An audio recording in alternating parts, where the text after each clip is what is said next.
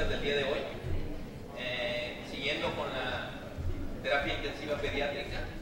Vamos a revisar el tema de manejo actual de la insuficiencia cardíaca. Para ello tenemos el gusto de contar entre nosotros con el doctor Ricardo Muñoz, quien es director de la Unidad de Cuidados Intensivos Pediátricos Cardíacos del Hospital de Niños de Pittsburgh, profesor asociado de Pediatría, Cirugía y Cuidados Intensivos de la Universidad de Pittsburgh y diplomado de American Board en Pediatría, en Cardiología y en Cuidados Intensivos Pediátricos. Es un buen amigo y nos complace ahora con su presencia por aquí para transmitirnos sus enseñanzas. Muy bienvenido. Muchas gracias. Bueno, nuevamente un gran placer de estar en Monterrey, una ciudad que para mí significa mucho. Tengo grandes amigos acá desde el año 98, cuando estaba el doctor Puente Ledesma, que es una leyenda, como todos conocen ustedes acá. Vinimos a la unidad 34. O sea que para mí es un gran placer y gracias al comité organizador por invitarme, a vos por también el soporte, la traída nuestra y invitarnos. Y vamos a compartir con ustedes una serie de charlas que continuará Alejo y Víctor posteriormente. Y a mí me ha tocado lo que es el manejo médico de lo que es la falla cardíaca, algo que convivimos por lo menos los cardiólogos o los intensivistas cardiovasculares cada día de nuestra vida. No tengo ninguna cosa que revelar, bueno, excepto los problemas de casa, por eso no sé. Bueno, empecemos primero un poco acerca de la historia de la falla cardíaca, interesantemente del siglo XVII a XVIII, cuando tenemos Harvey, que pensaba que el corazón era un generador de calor, que de hecho sí es un generador de calor, pero después, posteriormente, Albertini comienza ya a identificar que es una bomba realmente hemodinámica y llega un tiempo, a pesar de todo, y como ven ustedes la historia, en que demoramos todavía en describir lo que son la patología de la falla cardíaca, o digámosle una falla cardiovascular. Y aparece en el siglo XX, cuando tenemos la epidemia de enfermedad reumática, cuando comienza ya a hacerse más evidente los signos y las descripciones de falla cardíaca. En el año 50 se comienzan ya a dar nuevas perspectivas en el tratamiento de la falla cardíaca. Ya hacia la Segunda Guerra Mundial comienzan a hacerse algunos trials o experimentos que tratan de hacer algunos randomizados, pero no llegan a una gran conclusión. Y finalmente, a pesar de todo lo que hemos avanzado, el primer estudio realmente largo, grande y randomizado que se ha hecho fue en el año 2007, cuando se hace el estudio randomizado de carvedilol, que luego hablaremos posteriormente. Entonces, primero, pues hablaremos de las procesos clínicos fisiopatológicos. Es una enfermedad que obviamente es una patología que es progresiva, como vamos a ver posteriormente es multifactorial, signos y síntomas que hablaremos posteriormente, y finalmente obviamente que es una alteración del aparato circulatorio importante que no alcanza a cumplir con las demandas metabólicas, que básicamente es la definición de shock cardiogénico, en la cual vemos un problema neurohormonal, y luego hablaremos de la parte un poco más molecular de la falla cardíaca. En términos sencillos y prácticos, lo que nosotros lo vemos en la unidad de cuidados intensivos cardiovasculares, que lo vemos a diario, y este es el modelo más importante. Este es un modelo de una bomba, así de sencillo, en la cual tenemos una precarga, tenemos una poscarga y tenemos la contractilidad de esa bomba. Lo haremos posteriormente, y este esquema siempre lo tenemos que tener en la mente, y en la cual esta bomba, al girar con esta interacción entre estas tres, precarga, poscarga y contractilidad, genera lo que es un aporte de oxígeno al tejido. Y lo que se gasta, generalmente nosotros tenemos más oxígeno, más aporte de oxígeno que realmente lo que gastamos. O sea, somos ricos en el aporte de oxígeno, a menos de que la célula entre en un proceso patológico, ya sea de alta demanda o una falla en este mecanismo de bomba, en la cual nos acercamos a la dependencia crítica de oxígeno y en la cual entramos a la acidosis metabólica y finalmente a comprometer lo que nos queda de dinero de oxígeno, como digámoslo así, que es la saturación venosa mixta, o sea, lo que nos llega de lo que se ha gastado. Pero siempre, hasta llegar a un nivel crítico, todavía nosotros vivimos, afortunadamente, en los que tenemos 2 ventrículos, en un nivel bastante surplus de aporte de oxígeno. En ventrículos únicos, obviamente, cuando vivimos con un PO2 de 35, estamos muy cerca de la P50 crítica y se compromete rápidamente la saturación venosa mixta de llegada. La etiología de la falla cardíaca, como le decía, en términos es multifactorial, se presenta a todas las edades y vemos que hay unos procesos fisiopatológicos que tenemos que entender y vemos de las causas que tenemos prenatales, como ya hoy en día estamos haciendo la ecocardiografía fetal, podemos identificar muy tempranamente los niños que vienen con patologías importantes, ya sea de cardiomiopatías o que vienen con problemas de cortocircuitos de temprano, en la cual ya detectamos desde edad fetal y podemos estar preparados y tratar la falla cardíaca en el feto. Entonces, el reconocimiento de arritmias fetales. Hoy en día los cardiólogos nos tenemos ya que no solamente entender de la arritmia, incluso en nuestros boards nos preguntan muy frecuentemente sobre el diagnóstico de bloqueos cardíacos fetales o cardiomiopatías o arritmias cardíacas que se presentan en el feto y que cuando el niño nace obviamente se presentan en diferentes grados de falla cardiovascular, llegando a lo que es el shock cardiogénico. Las transfusiones fetofetales, que obviamente llegan a una anemia importante y a comprometer también el gasto cardíaco. Ya en el nacimiento, en el neonato, vemos que también es múltiples, entre ellas quizás las más frecuentes que vemos son las cardiomiopatías, que desafortunadamente todavía tenemos muchas en las cuales no conocemos las causas, cardiomiopatías metabólicas o cardiomiopatías relacionadas a arritmias también, arritmias que se han perpetuado, como mencionaba, en la parte fetal y que se presenta, y obviamente también, como muchos hay acá que pueden no ser cardiólogos, la sepsis, que todavía no se nos puede olvidar, o también la hipoxia perinatal, en la cual también desencadena una falla multisistémica y por lo tanto también una falla cardíaca importante. Ya en niños más grandecitos, obviamente tenemos todas las patologías cardiovasculares de cortocircuitos y enfermedades infecciosas como tenemos Kawasaki, que pueden llegar a tener también la cardiomiopatía con la coronariopatía que todos conocemos. En etapas más avanzadas son la perpetuación o consecuencia de enfermedades adquiridas cardiovasculares, miocarditis, cardiomiopatías, o ya la perpetuación de procesos fisiopatológicos que no hemos corregido a tiempo. Y esto es de los principios que hoy más importantes y lo que la cardiología...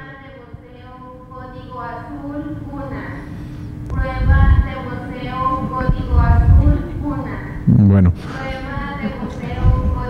para ejemplo de una falla cardíaca perpetuada. Entonces ya, y hay procesos obviamente que lo que les decía, lo más importante es hoy en día prevenir y anticiparse a la falla cardíaca o al shock cardiogénico. Y es reparando si son procesos anatómicos importantes o hacemos procesos metabólicos, es reparándolos tempranamente. Hoy en día, de los avances más importantes que tenemos hoy en día, y es la reparación de procesos cardiovasculares en etapa neonatal, y con una mortalidad tan baja en la que tenemos, digamos, en nuestro hospital, que es aproximadamente 1.1% por 4 años consecutivos. O sea, ya los niños no se mueren de patologías cardíacas operadas. Entonces esto, entre más temprano se haga la cirugía, entre más regresemos al proceso fisiológico normal, esto nos previene obviamente los problemas. Ahora, asumamos que hay un buen reparo quirúrgico, con el perdón de los cirujanos, porque si ellos no reparan una cosa bien, la hacemos más mal que bien. Entonces esto es importante, no hacerlo sino temprano, sino hacerlo correctamente. Y aquí tenemos obviamente todo, que no me voy a detallar en todas las patologías que nosotros tenemos, y mencionándoles aquí importantemente lo que son todas las arritmias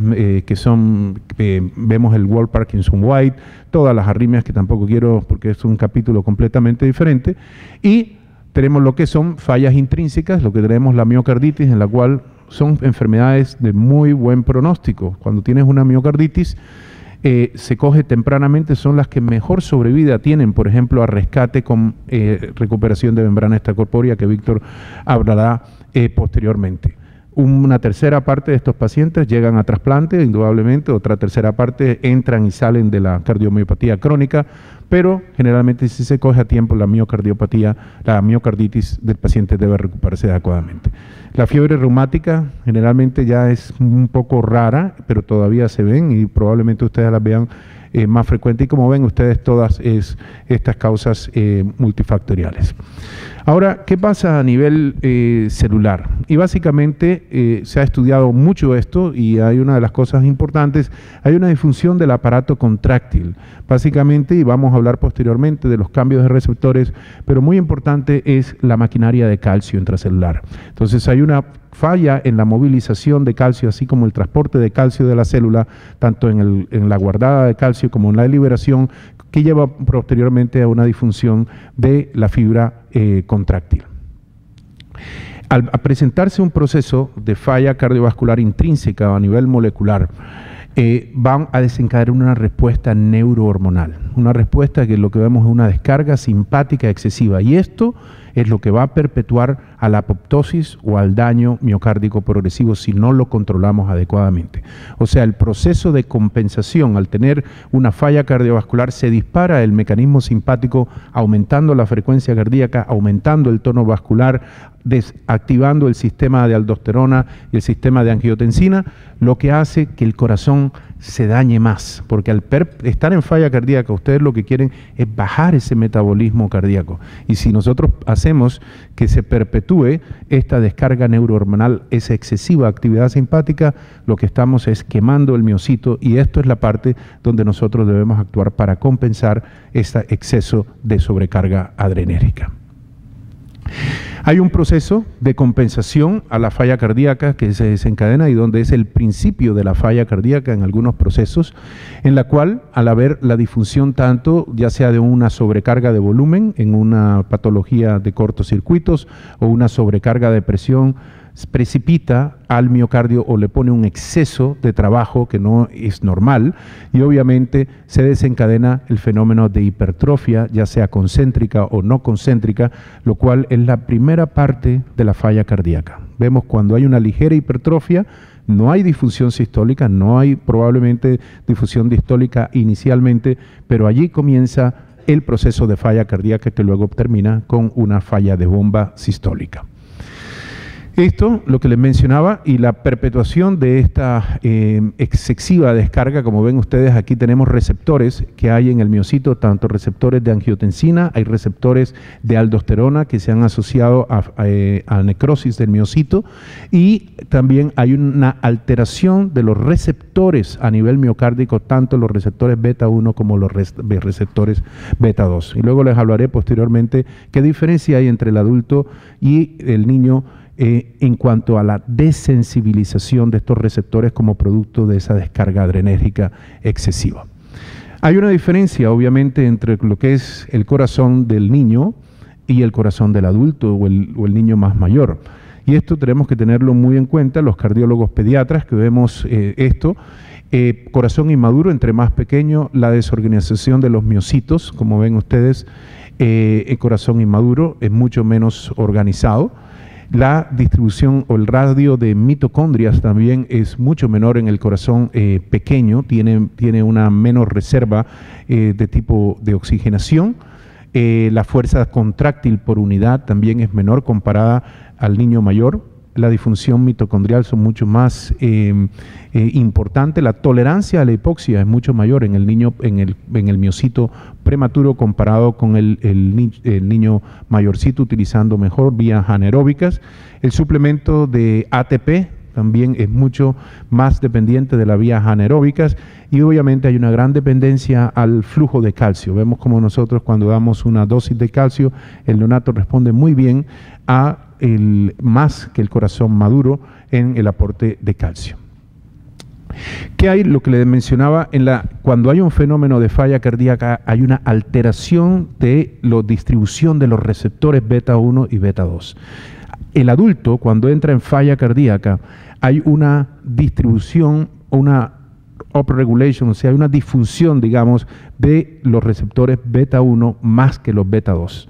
El beta 2 tiene una labor de modulación de la actividad excesiva del miocito. En el niño, cuando entra en falla cardíaca, hay una desmodulación tanto del receptor beta 1 como del receptor beta 2. Se caen y hay una disfuncionalidad importante. Además, hoy en día se publica cada vez más de los famosos RNA o fracciones de RNA de ácidos ribonucleicos, que son pedacitos de RNA más o menos de 18 a 25 secuencias de purinas o pirimidinas en las cuales tienen un papel en la modulación del núcleo del miocito para activar o desactivar la muerte del miocito. Y hoy en día cada vez más se identifican estas fracciones de RNA, que son fracciones, todavía no son RNA puros de transferencia, en las cuales son los encargados de, en el momento en que entra el falla cardíaca, que estas fracciones de RNA pequeñas modulen o destruyan o inhiban la destrucción a nivel celular. Cada vez aparecen más publicaciones de esto y ven ustedes, por ejemplo, en esta publicación en la cual se identifican varios tipos de estos RNAs, pedazos de RNA que ven que perpetúan tanto la falla cardíaca derecha o izquierda. Y eso yo creo que es el futuro para nosotros en pacientes ¿qué pacientes se van a recuperar, por ejemplo, de dispositivos o esto? Probablemente la medición de estas pequeñas fracciones de RNA que se encuentran. La clasificación de fallas cardíacas, hay varias fallas cardíacas, clasificaciones, tenemos la clasificación de Nueva York o tenemos este tipo de clasificación, clase 1 o 2 o a veces la A o la B, en la cual los pacientes generalmente están un poco más compensados y a medida que avanza, obviamente hay una descompensación más importante con limitaciones al ejercicio y cuando ya tienen una disfunción importante para incapacidad física.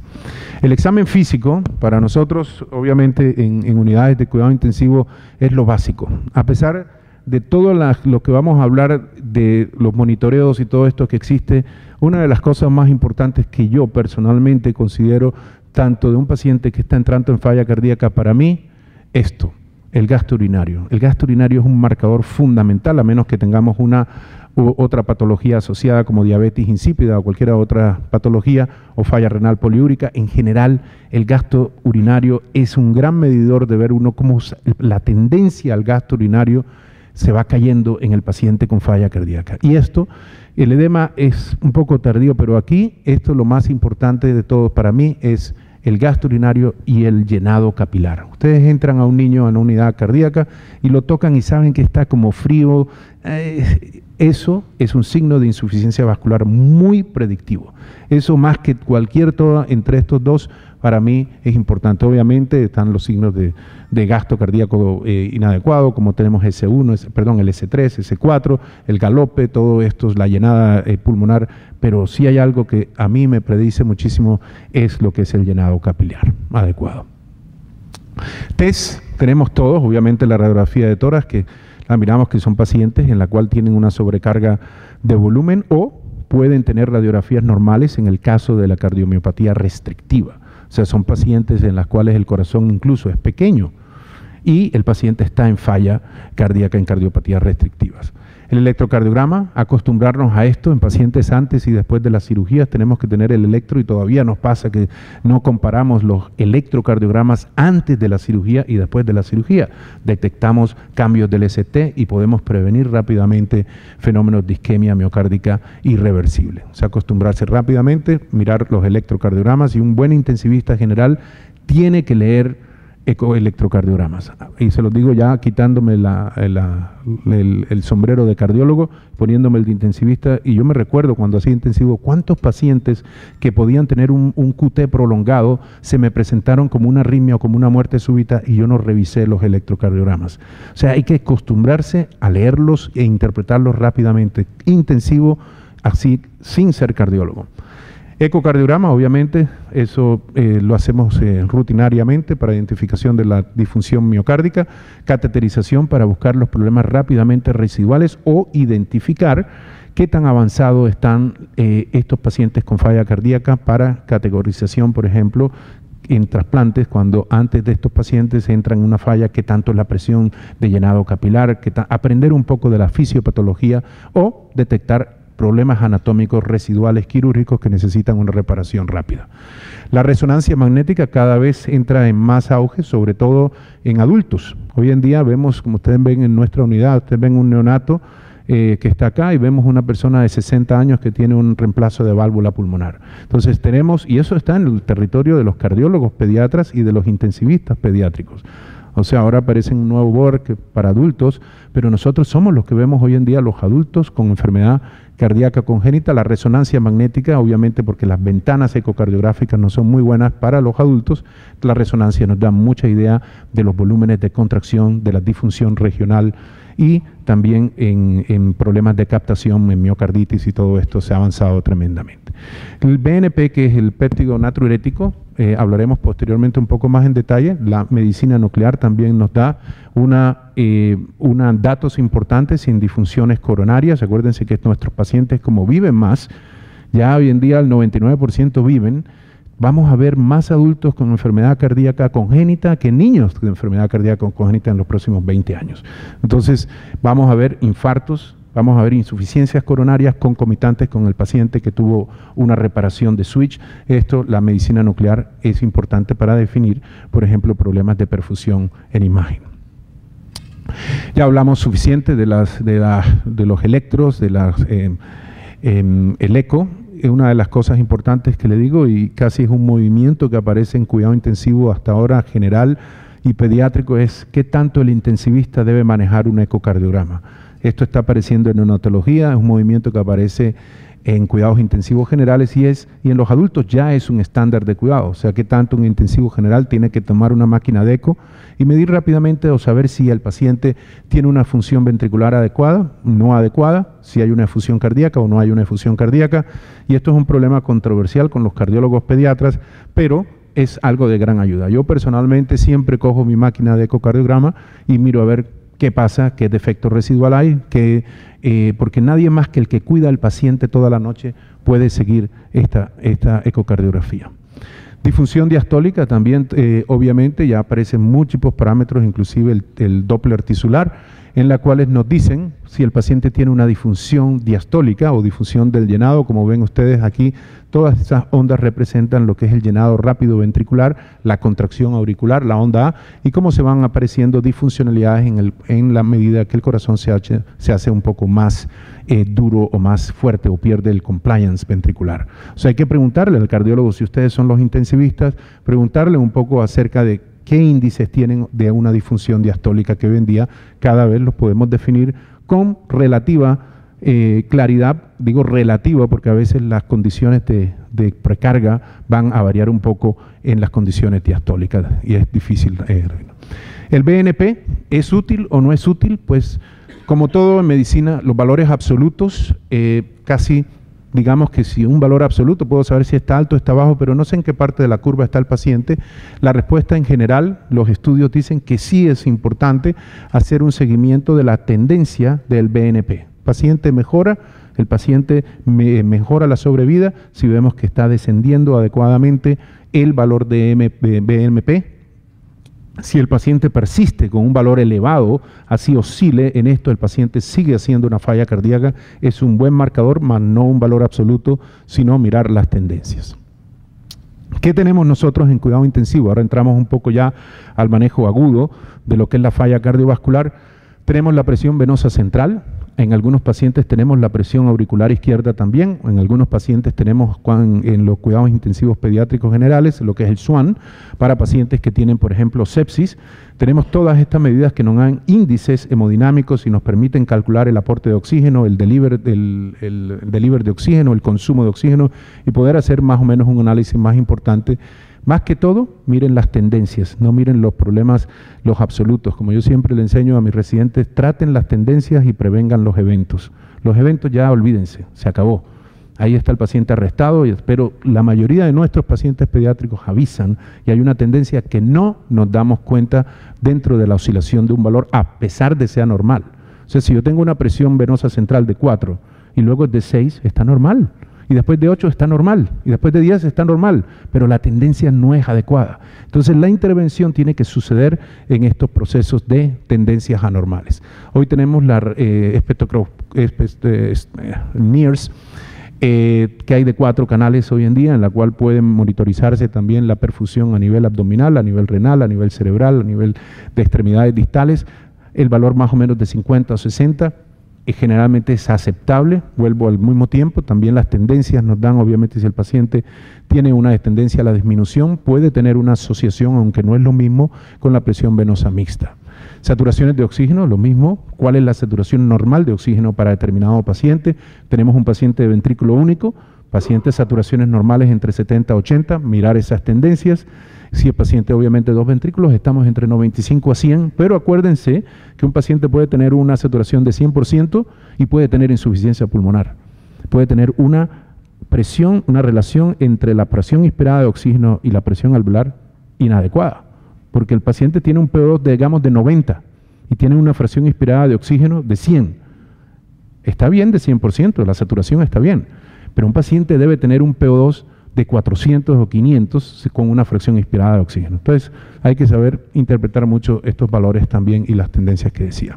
Presión arterial generalmente es un signo bueno, pero no tan precoz para determinar la falla cardíaca. Lo que es el volumen, la temperatura, obviamente los medimos todos estos, los lactatos, y hoy en día medimos la troponina. También los lactatos más importantes no es el valor absoluto, son las tendencias. Si hacen un lactato, inmediatamente el paciente tuvo un paro cardíaco, le va a salir elevado, y si lo hacen en 3 horas va a estar elevado.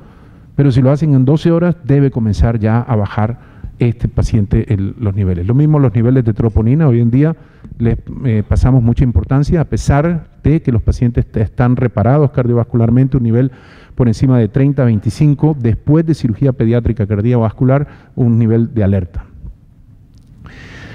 El manejo ya, digamos un poco más en la unidad de cuidado intensivo, interactuamos lo que es la precarga, la contractilidad y la poscarga, y esta es la famosa curva que vemos nosotros, que a medida que nosotros aumentamos la precarga un poco, aumenta el gasto cardíaco hasta cierto punto. El problema es que yo cuando veo al paciente en la unidad cardíaca, yo no sé en qué punto estoy de aquí, o estoy aquí, o estoy acá. Entonces si comienzo a sobretratar esto, va a pasar lo que hablaremos posteriormente, y esto es una curva que siempre va a permanecer con nosotros en el manejo de un shock cardiogénico o de cualquier falla cardiovascular agudo en la unidad de cuidados intensivos. Llenado diastólico, final de diástole, contracción isométrica, eyección y la relajación isométrica. Eso está en la mente mía en todos los pacientes. Y miremos a ver cómo manejamos la precarga en un paciente con una disfunción ventricular importante. Vemos acá, del punto A, el paciente le damos un poco de volumen, ven acá, es el volumen del ventrículo izquierdo, y es que está la presión, en la curva de presión-volumen. Del punto A al punto B aumenta el gasto cardíaco, ¿verdad? Aumenta el gasto de latido, perdón. Entonces, sigo dándole volumen, miren ustedes esta curva, aquí está la presión de aurícula izquierda y este es el volumen de latido.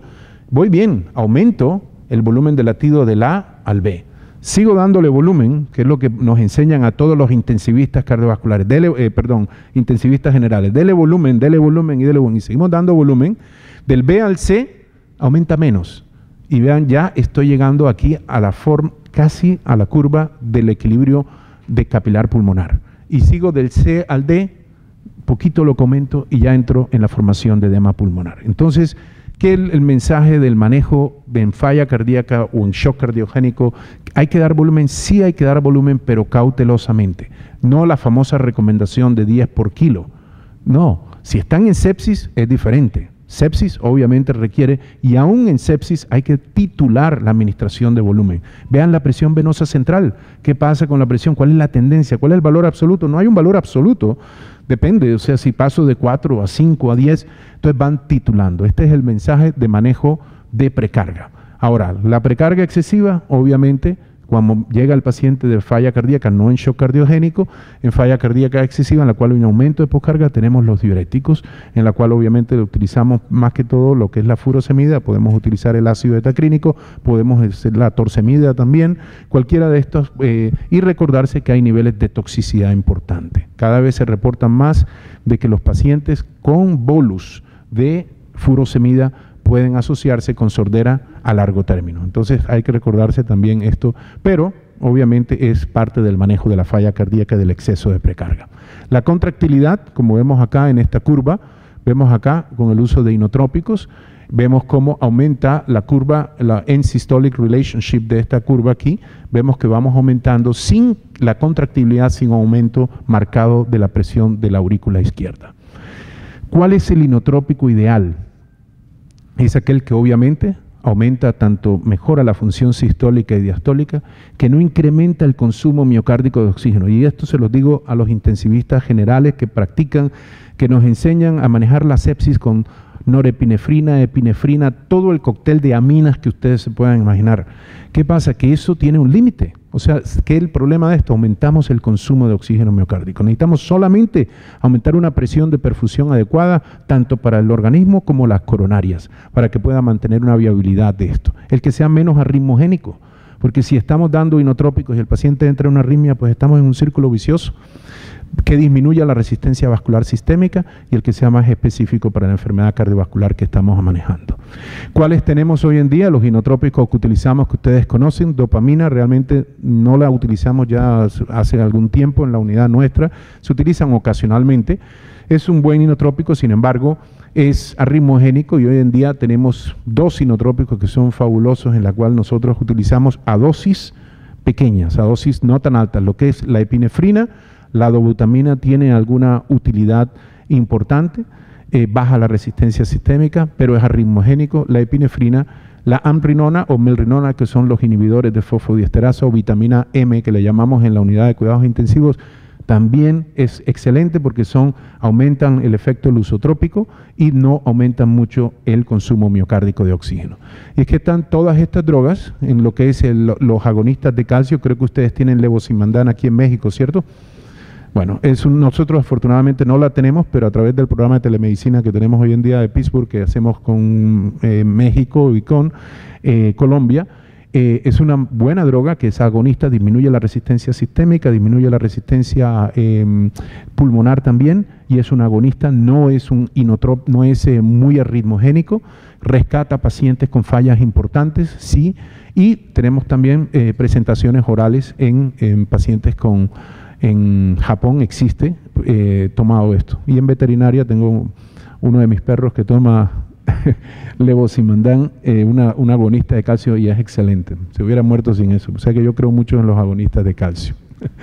Digoxina es una droga que todos los conocemos y es una droga bastante vieja. Sin embargo, ha habido mucha controversia y que haya una utilidad, no como en adultos, que digamos que haya disminuido marcadamente la mortalidad en niños, no ha sido muy comprobado en estudios randomizados, dobles ciegos, pero sin embargo yo personalmente la usamos para pacientes cuando ya van saliendo de la etapa aguda o para control en algún tipo de arritmias.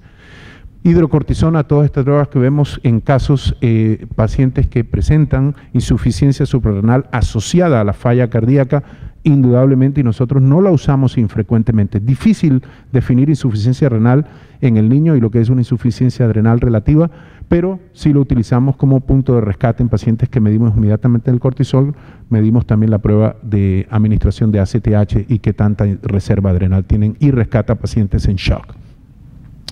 Estas son las dosis, lo que les decía, no utilizamos mucho la dopamina últimamente, lo que es en cardiovascular, no digo que sea mal, pero hoy en día generalmente nosotros preferimos lo que es la epinefrina, la dobutamina y la melrinona, utilizando principalmente epinefrina y la melrinona. Ya hablamos de los agonistas del calcio. Esto es el estudio que todos conocen, en la cual se demuestra, en la cual las dosis altas de melrinona de 0.75 microgramos por kilo por minuto, después de la administración de 75 microgramos de bolus de melrinona sobre media hora, son los pacientes que se demostró que era la única dosis que verdaderamente tenía un efecto significativo sobre el gasto cardíaco en pacientes postoperatorios cardiovasculares. El levosimandan, un estudio interesante que aparece recientemente en neonatos y en la cual aparece una buena respuesta en neonatos con el manejo del levosimandan. El levosimandan tiene el problema del costo, que es alto. Ahora, nosotros no tenemos levosimandan y nuestros pacientes viven. Entonces, como todas las drogas, o sea, es una alternativa, pero no significa que sea la panacea, obviamente, pero por lo menos tiene un efecto beneficioso muy bien tolerado en los neonatos. Efecto lusotrópico, como la melrinona le decía, es una droga que aumenta la capacitancia, como ven ustedes, que el volumen telediastólico mejora muchísimo y entonces la capacitancia ventricular mejora muchísimo, y esto lo tiene la melrinona y por eso la utilizamos frecuentemente en pacientes cardiovasculares. En disfunciones diastólicas importantes, el manejo de la poscarga, quizás es de las cosas más importantes que les pueda mencionar hoy en día de la falla cardiovascular. Y es que hay que disminuir ese consumo miocárdico de oxígeno. Al bajar nosotros la resistencia sistémica, el corazón eyecta más fácil. Obviamente hasta un punto crítico, no queremos bajar presión media arterial hasta un punto en que no perfundamos ni el riñón ni las coronarias, pero sí tenemos que manejar unas presiones lo más bajas posible de media, aceptables para mantener una buena perfusión renal y una buena perfusión coronaria. O sea, ese es el manejo fundamental de la falla cardíaca de hoy, es manejar poscargas bajas. De ahí todo el uso de todas las drogas que conocemos hoy en día, tanto para el ventrículo izquierdo, en la cual usamos los vasodilatadores sistémicos, o para el ventrículo derecho, en la cual utilizamos drogas como es el óxido nítrico y todos los vasodilatadores que utilizamos para mejorar la ventilación, perfusión y disminuir la resistencia vascular pulmonar. Artículo reciente interesante que publica Paul Kekia, en la cual se administra el óxido nítrico en bomba directamente muy cercano a la membrana en cardiopulmonar y en bomba extracorpórea, y interesantemente la administración de óxido nítrico cercano a esa membrana en pacientes en bomba disminuye muchísimo lo que es los índices de marcadores inflamatorios. Muy interesante, el artículo publicó Paul recientemente. ¿Qué pasa con los beta bloqueadores? Como yo les mencionaba, es el exceso de descarga simpática, hay que controlarla un poco. Este estudio que aparece no es muy convincente, no significa que está mal. Pienso que hay un grupo de pacientes que se benefician tanto del carvedilol o metoprolol, estos beta bloqueadores selectivos, pero hay un grupo de pacientes que también pueden empeorar. Entonces, considerarla dentro de su armamento terapéutico, sí hay que utilizarla, pero hay un grupo de pacientes que no la van a tolerar adecuadamente. Finalmente, hablamos un poco de lo que es la resincronización, que es algo que se hace en pacientes refractarios a falla cardíaca, y posteriormente ya Víctor hablará de las partes avanzadas o alejos de las partes avanzadas de la falla cardíaca para evitar que nosotros se perpetúe el fenómeno. Ven ustedes que este es un estudio de Boston del 2009, en la cual se revisan un grupo de pacientes y en la cual en general sí la resincronización en parte aguda, de aquí a un tiempo agudo, todos los pacientes mejoran un poco lo que es la función ventricular, pero después de cierto tiempo esto tiene un límite y los pacientes, la resincronización puede no tener un efecto tan dramático a largo tiempo. Los valores que se utilizan en adultos no son aplicables a pediatría, esto publicado por nuestro grupo de Pittsburgh, año 2011. Finalmente, les digo, y esto es quizá lo que está cambiando y aparecen artículos cada mes en los journals, y es la farmacogenómica. Nosotros todos tenemos una distribución de receptores diferentes y todos respondemos diferentes a los tipos de drogas. Entonces la genómica, que hoy en día cada vez más se hace el perfil genético de todos nosotros, que dentro de 40 años todos ponemos como la huella digital, recordemos que los receptores nuestros y la respuesta a las drogas van a ser muchas veces diferentes dependiendo de las condiciones genéticas, raciales, etc. En conclusión, la falla cardíaca todavía permanece como un desafío importante. Yo les diría que es importante considerar la edad, el diagnóstico obviamente, tratar de prevenir muy importantemente la perpetuación de la falla cardíaca. Tenemos que saber cuál es el límite de los inotrópicos, cuándo hay que pensar en una oxigenación de membrana extracorpórea tempranamente. O sea, no es que coloquemos el paciente que se arrestó en una oxigenación de membrana extracorpórea o en un dispositivo de Berlín o cualquier tipo de asistencia ventricular, es hacerlo a tiempo. Hoy en día los niños no se mueren. Es que casi se me ha olvidado a mí firmar un certificado de defunción. Es que no se mueren, porque hoy en día los niños no se mueren sin el ECMO y no se mueren llegando a un dispositivo y finalmente a un trasplante cardíaco. Yo creo que con esto doy una introducción a lo que sigue del manejo de las fallas cardíacas y cualquier pregunta con muchísimo gusto. Muchas gracias nuevamente.